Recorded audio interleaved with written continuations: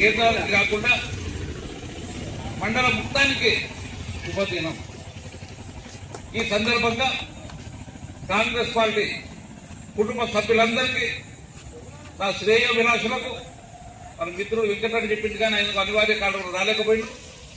నా ప్రధాన మిత్రుడు వీరయ్య గారు కూడా మరి అనుకోకుండా వచ్చిందైనా ఈ కార్యక్రమం ఆయన తెలియదు. కానీ ఇందులో ప్రేమ అంటే అట్లా ఉంటుంది.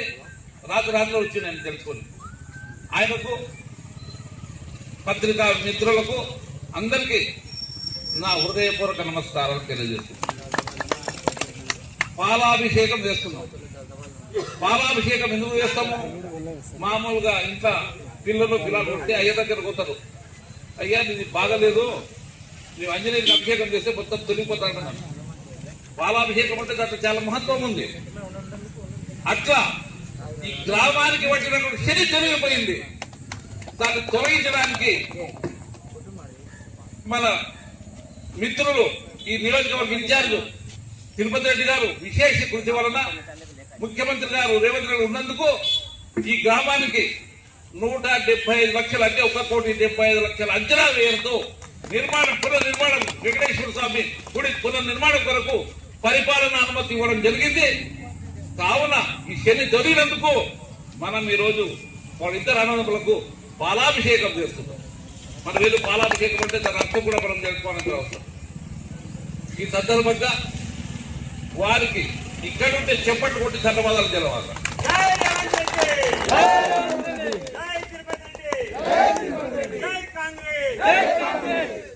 ఒక 2 నిమిషాలు మాట్లాడతారు చరిత్ర గురించి.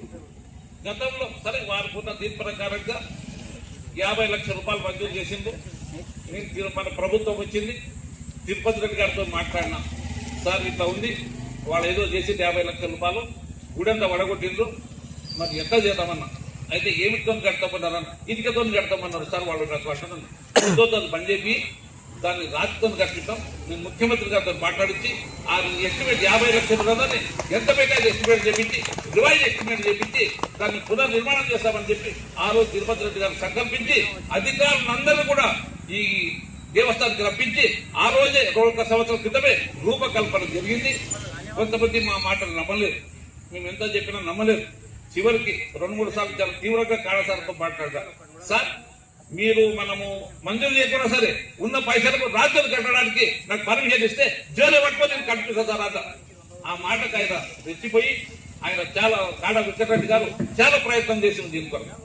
అందులో దురదృష్టవశాత్ ఈ ఫైలు ఒక 3-4 నెలలు ఎక్కడ పక్కకు పడిపోయినందుకు ఆలస్యమైనా కూడా ముఖ్యమంత్రి గారు చొరవ తీసుకొని మన 4 రోజు నాడు ఆయన ప్రిన్సిపల్ సెక్రటరీని శ్రీనివాసరాజు గారిని పంపించి ఇదంతా చూపించి ఎస్టిమేట్ తయారు చేసి ఆయన చెప్పి 4 రోజుల పరిమాణం అనుమతిస్తాడు. ఆ మాట ప్రకారం 4 రోజుల పరిమాణం లభించింది.